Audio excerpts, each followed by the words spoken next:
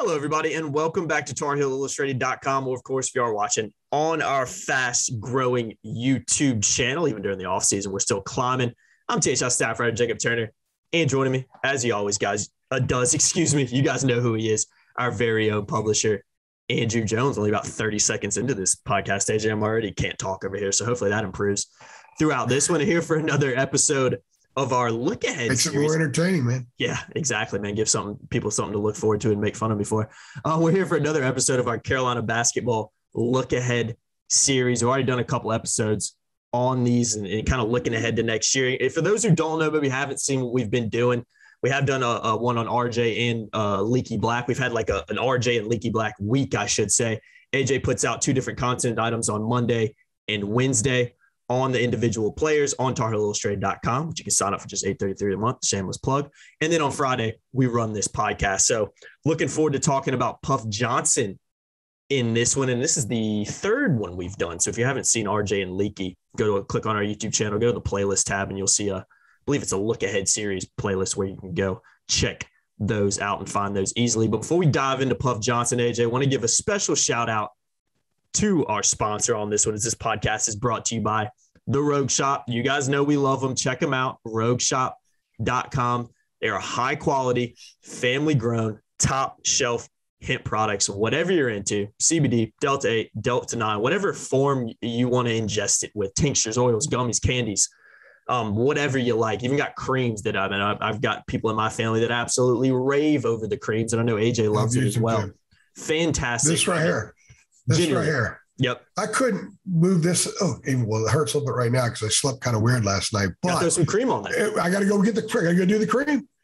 I'm going to my dad's later today, do the cream. By the time I get to Wilmington, I'll be rocking and rolling with my shoulder because that stuff absolutely works. Fantastic. Guaranteed to work.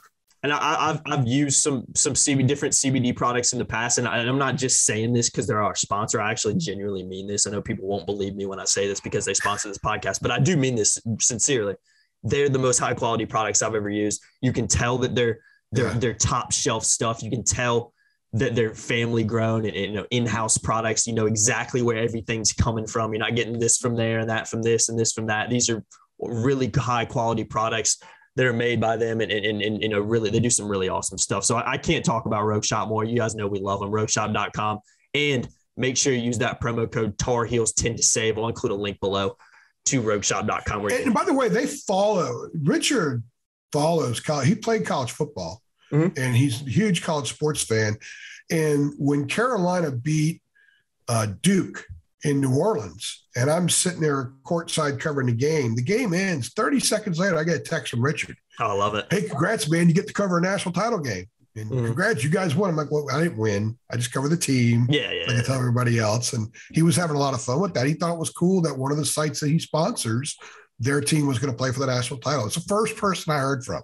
Yeah, that's awesome. So yeah, Richard, he's totally, he's just not, just sponsoring. He's actually dialed in. He follows Carolina football closely in basketball. So just like Andy Ludicky from My Perfect Franchise, huge Mac Brown fan. Our sponsors are paying attention to what the team's doing, which I think is really cool because when I talk to them, we're not just talking about business. We end up talking about sports, college football, college basketball, and 45 minutes later, we haven't even talked about business yet. I know, right? I love that. I love it. Those are the kind of people we want to be partnered with. And like I said, guys, absolutely. If you've been following us for a while, you know we love Rogue Shop. You know we absolutely love their products. And guys, I can't say enough positive things about them. Again, promo code TARHEELS10 to save. Link is in the description below. All right, AJ, let's talk about Puff Johnson, man, going into his junior season. A guy that it's been a little bit, up and down for him.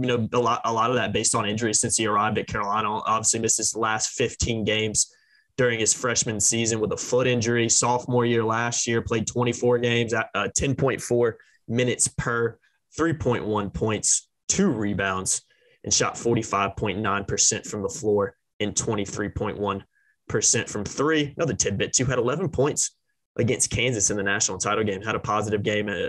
Also, I don't know what happened with his stomach issue around that time as well, but had one of the more memorable moments in Carolina's Final Four run with Puff Johnson. I don't know if he was out of breath. I don't know if he was not. I don't know what happened in that. He says he got hit in the stomach, not intentionally, but yeah. when you're It cutting the looked lanes, like physical. College basketball is so physical. Oh yeah. You've been on the court shooting. Oh God, yeah, it is. It's so physical. So there's actually been a great debate on our message board about that this past week. I'm telling you, man. I didn't know what happened. There have been a lot of theories about it. And by the way, $8.33 a month. You have to be a subscriber to be a part of the message board thread. It's been a really, really good debate. Yeah. And I'm going to take them at their word. I know this much. There were some photographers that were on the baseline and some CBS people that were saying that he had some kind of elbow or something into the stomach. If you're exhaling or inhaling at a certain moment and the perfect storm type thing where you get popped there, then automatically it's a natural reaction. So those who were saying that it was Puff was overwhelmed by the moment, which would be foolish because he came out of the game in return. That was his 18th minute on the court of the national title game, in which he scored 11 points and had 6 rebounds. So I don't think the moment bothered him at night. But let's say for the sake of discussion, it did. Well, he certainly had a moment to learn a lot from. Yeah. So he'll benefit from it regardless. So people kind of put a lot, maybe too much into it, but it's late June, early July. That's what people talk about. So yeah, exactly. I mean, at first I thought it was, what would have happened to me if I would have ran up and down that court for 2 minutes. I would have, about passed out and died from exhaustion. So regardless of what happened to Puff, I would have been on a gurney after about 30 seconds. I would have looked a lot worse than Puff went after, 2 minutes of running up and down that court. Because when you see it up close and personal, it's a lot physical and faster and just. And unfortunately, lost in the discussion is the fact that he played really well that night. Played really well in that game, man. One of his better games. The NCAA tournament.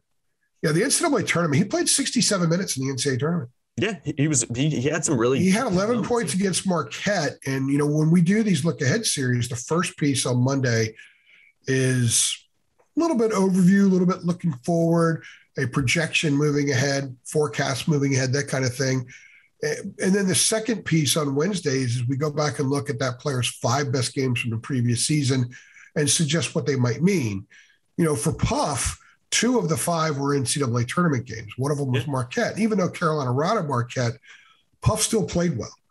And it was really important for him. I think maybe, getting 11 points in that game and playing well like he did and bouncing around and skipping around on the floor and having just unbelievable confidence in that game, that helped fuel maybe what happened against Kansas in the national title game, because it was another real positive performance. The first of which was the one at NC State when he scored 16 points. Yeah. And he had that little period where he had a dunk on a cut, he got a dunk, and he got a couple of threes from the same spot where it was like the Puff Johnson show for a few minutes. That led to the Marquette game, which led to the Kansas game. So he twice scored 11 points in the NCAA tournament. He played 67 minutes. And, his putback at the end of the half against Kansas was huge. You put him up 15 points. You're thinking, my gosh, these guys are going to win this game. And, of course, they got tired. Hubert acknowledged a couple of weeks ago when we talked to him over at the Dean Dome that, yes, they got tired in the second half. You could see it during one of the timeouts midway through the half. But Puff was really, really good that night. He did a lot of things well. And I think that, to me, I want to focus more on that than the 4-minute stints when he didn't do that much, because his whole game last year and even right now is about just getting better, just develop, just grow every aspect of your game, which he can do this summer because he's finally healthy. He after his first year, that was all COVID. And then last year he was coming off the toe injury and then he had the hip flexor. So this is his first true healthy summer as a Carolina basketball player. And he's having this summer coming off the way he played in the NCAA tournament. And the NC State game was February 26th. Yeah. So think about the last 5 weeks of the season. He had a 16-point game and 2 11-point games, one of which was in the national championship. So plenty for him to build off of. And I think of all the guys in this team, I was interested in seeing what he's like this coming season, whatever his level of consistency becomes, where that bar is. I'm very interested in seeing what Puff Johnson's going to be like, because I think that there's a lot of game there. There's a lot of growth potential there. And he's someone that will continue in that process during the course of the year. But I can't wait to see what kind of guy he is. Yeah, to me, he's one of the most intriguing guys going into next season because there's obviously a lot of guys returning for Carolina that you already kind of know that they're really good. You already kind of know what they're about. RJ, Caleb, Armando, Leaky, just to name the guys right there. And I kind of want to talk about his role. I think it's a good segue into that on next year's team because I don't know if we talked about it on camera last year, but I think we probably did at some point that, besides the injuries and COVID issues and whatnot that Puff's had to deal with in his first 2 seasons at Carolina, I think another thing that's been an issue for him is just having guys in front of him that are more experienced and maybe at that time more talented until Puff was maybe given that opportunity to shine and kind of did so a little bit later in the year. But you had Leaky in front of him. You had a guy like Brady Manick as well that was playing a ton of minutes. So you kind of had those two guys, I think Leaky in particular, that were kind of taking away his minutes because they were playing so much. Now, looking ahead to next year, has that really changed? You got Leaky coming back, and now you got Pete Nance coming in as well. So I think Puff kind of finds himself in a similar position. I think the difference now is he's healthy, like you mentioned. He's healthy. He's ready to go. He's proven that he can play at a high level, not only play at a high level, but perform on the biggest stage. So I think Puff is a guy that Hubert looks down his bench and says, I gotta find that guy some minutes because he's proven he can do it and make it happen. So AJ, what do you think? And it may be just too early to tell at this point, but what do you expect and maybe think Puff Johnson's role is going to be on next year's team? Because like I said, I think he needs an opportunity. I think if he's given an opportunity to play a lot of minutes based on what we saw late last year, he's going to take advantage and do some nice things for Carolina. Well, I think he's their sixth man. And with that, there's going to be a lot of opportunities to get a lot of minutes. Because he can play the three, I think in that offense, the way they want to do things, he'll be able to play the four. Cam ended up 6'9". I remember when I saw Cam at the beginning of his last season in Carolina, I was like, whoa, he's grown a little bit. Well, when I was at the Dean Dome a couple of weeks ago, we had a press conference with Hubert. I was going in the men's room. As I was going in the men's room, Puff was in there and he's getting ready to come out. And I just looked up and said, well, that's the same moment I had with Cam. Puff listed at 6'8", but he's long, got long arms, and I think he's going to be a little bit taller. I love how Dina calls him Go-Go Gadget because he's just out there doing all kinds of things. But the ball finds him. Mm-hmm. He's a savvy player. He's a smart player. He's got a lot of nice skills. I think his greatest attribute is the fact that he's just always involved in stuff. I wouldn't sit here and say Puff Johnson is great at any of these things, but he's really good at just being active and involved. That putback against Kansas is a perfect example. The flare-up against NC State's an example. He's a guy that will put his body out. And by the way, he looked a little bit bigger too, a little bit thicker as well. So that's something that's needed, especially if he's going to play the four. I would say that he got an opportunity last year to do the things we're talking about because Anthony Harris ended up unavailable and was out for the year, and because Dawson Garcia left. Originally the talk that I was hearing was that the preference was maybe just redshirt Puff. Mm-hmm. Because you get the COVID year back, redshirt, and you've got 4 years to grow. Because that family understands having patience in the process very well. Because Cam lived it. Cam's going to play 14 years in the NBA because he had patience in the process, and also because he transferred to North Carolina. Their dad understands exactly what is necessary. Their dad understands that you're not going to get. You're not going to get exactly what you want right now. It takes time to get there. You must climb every step of the ladder. So the family understands this. And if you talk to some people very close to the family, they will tell you that Puff has more natural ability than Cam. Mm-hmm. Puff was much higher rated coming out of high school than Cam was. Puff might be a better athlete than Cam. We don't know. We have to see. Athleticism and basketball skills have to mesh. There are a lot of great athletes that can't play basketball. So all these things have to come about for Puff. But I think in the end, for his growth and for next year's team, what happened was probably a good thing because he got a chance to play and figure some stuff out and know exactly what he needs to work on. And I think he's the guy that could spell Leaky at the 3, and he could spell and play a lot at the 4 because Nance is going to spell Armando at the 5. Yep. They're going to do a lot of things. If you're worthy of being on the floor, Hubert's going to play you. One of the things that people are saying, well, God, I hope he uses the bench next year. Well, if the bench is ready to be used, he'll use it. Puff's going to be ready. I think Puff's going to have games where he's 28, 30 minutes. Mm-hmm. He'll be really good situationally and stuff, but he's going to play a lot of minutes at the 3 and at the 4. And some people think that he could probably give you a little bit of time at the 2. I just don't know how much of a need they'll have there. So he's a basketball player who will play, give them a lot of minutes, sometimes get more minutes than Nance. So maybe sometimes get more minutes than Leaky because he's doing different things. So I expect a lot from Puff. He's going to be the quintessential 6-man. And there are a lot of clubs in America that would love to have a 21-year-old with his experience, with his smarts, with his array of things that he can do for a team, would love to have a guy like that as their 6-man. I think in some ways he could be the, I don't know if X factor is the right word, but when you look at a guy like Puff coming in as your 6-man, if he can replicate some of those performances like we talked about in the national championship game, 11.6 boards before he comes out, it's the biggest stage of college basketball. You got a guy who really hasn't played a ton of minutes in his college career, and he comes in and late in his, I know we keep harping on it, but late in his sophomore season, late in the season, and proves that he can do it at the biggest stage. If you got a guy who's fully healthy, more confident, understands his role, knows he's going to be given a chance every game, coming in and spelling some of those guys, like you mentioned, maybe Nance at the 4, Leaky obviously as well. He could be so important to this team because he's an extra added element.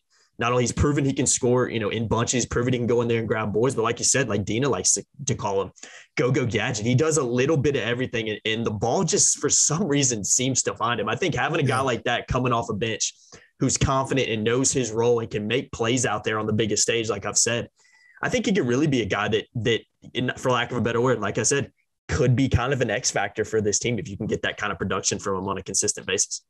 Yeah, he hasn't played a ton of minutes, but he's a lot more experienced than the minutes he's played. Yeah. And because he's been around the program, he's around the program for a couple of years before he ever arrived. So he gets it. He's fully entrenched North Carolina Tar Heel basketball, right? I mean, he totally gets it. He's an unbelievably smart guy. He's a terrific teammate. So while the stat sheet says he's only played X number of minutes, 400 and whatever they are, there's a lot more experience there. There's a lot more understanding and savvy there. So he brings that to the table. But I think what he helps provide, and they're going to need next year that they didn't have this past year, is that next wave. Mm-hmm. You need to have another wave of guys that can do stuff for you. And it's going to begin with Puff. They didn't really have that, especially once Harris and Garcia left. And even when they were there playing, they were still trying to figure out what that wave was. There was a lot of figuring out going on up to that point. I think those guys not being able to play somewhat helped because, okay, here's my group. You guys get better together. You develop this incredible chemistry, which is what they did. Now I think to become a national champion, all those guys must get better, but the next wave must be there because there's going to be that night when Caleb and RJ are doing one of their 2 for 15 things, right? And maybe Armando's in foul trouble and you don't know yet what you're going to get from Nance. And Leakey's not going to be able to put the ball on the floor that night and pound it on the floor and say, okay, guys, ride me for a while. It's just not the kind of player he is. You've got to have a wave. You've got to have reinforcement coming from somewhere else. And now that will begin with Puff. That will include Dontre Styles. It will include Seth Trimble, depending on where Jalen Washington is by February in his development and healing from the knee. It could be him. It could be something, maybe Will Shaver could give them a little pop. Maybe it's Justin McCoy. Give them a little bit of, I mean, they're going to all have an opportunity to be that, but it's going to begin with Puff. Mm-hmm. Because of his flexibility, because he could do so many different things, because he's so active. Puff's the kind of guy that when he's on the court, he's not invisible because he's just involved all over the place. So he's going to be extremely important. They're going to have 5 starters. And I know some people like to say, well, if there's a 6th starter, it's Puff Johnson. I absolutely believe that. If Leakey would have left, Puff would be the 3, and I think they'd be in good hands with him as the starting 3. If they didn't get Nance and Puff starts at the 4 and they do sort of a committee thing there at 4, I still think they would have been in really good shape. If they didn't get Nance, Hubert was okay with what he would have taken in the next season without picking up someone from the portal at the 4 spot who could also play the 5. I think what they needed more was somebody to back up Armando at some point. So Nance can give him that 4 and give him that backup. They get everything they could have needed from him, but they would have been fine with Puff in that spot. Mm-hmm. So I think they're in really, really good shape with him. And like I said, I can't wait to see what kind of player he is next year. And Carolina fans should be too, because I think he's one of those guys that I could see him having the kind of year that by the time January rolls around and it's a conference game on a Tuesday night at home against, against Louisville or someone like that. Puff comes into the game at the 14-20 mark. People are like, yeah, turn up the juice a little bit here. Stuff's going to happen. I think that I project that that's a lot more likely to be the case than not. Agreed. Like I said, I think Puff's is going to have the platform and has the potential to have a really big year and be a very important player for Carolina. Like you said, at that 6-man position, it's an important position. That's an important call coming off a bench. If you can have a guy like that, the first guy off the bench that you know what you're getting is going to come and produce, not only do that, but he's going to do a little bit of everything for you. To me, that's huge. And I think his development's one that's going to be, even with Nance and even with Leaky coming back, I know he's, maybe if those guys aren't here, he's probably a starter on this team. I still think he's going to get a ton of opportunities and he's going to continue to develop this year. And like we've talked about, I think it could be a big year for Puff Johnson. And if Carolina wants to win a national championship, they're going to need big years from guys like him. So interesting guy to watch. And yeah, AJ, we'll kind of see what happens with Puff Johnson when basketball season rolls around. But I think it's a good place to wrap this one up, the Puff Johnson edition of our Carolina Basketball Lookahead Series. Guys, again, if you haven't seen the other episodes we've done on RJ Davis and Leaky Black, go to our YouTube channel and check those out as well. I always enjoyed doing this. Always fun to kind of preview basketball, and everybody loves basketball as well. So if you guys are excited about what Puff can do, excited for his role on next year's team, and think he can be a big-time player for the Tar Heels, you guys know what to do. Go ahead and hit that like button. Let's see if we can hit triple digits. We've gotten over 100 on some commitment videos, on some other podcasts we've done, especially during the Final Four run. Over 200, I believe. So let's see if we can get over 100 on these. And by liking it, get a little bit more exposure with these videos and allows other people to see them. So help us out, guys. Go ahead and click that like below and hit subscribe as well if you haven't. We put out a ton of content, 365 days a year, off season or not. We have a ton of content rolling out. We're going to continue to do so. And make sure you head on over to TarHeelIllustrated.com. Links in the description below where you can be a Carolina Insider too for just $8.33 a month. Again, guys, I'm Jacob Turner. He's Andrew Jones. Like, share, subscribe, hit that notification bell as well. We'll see you guys in the next one. Thanks.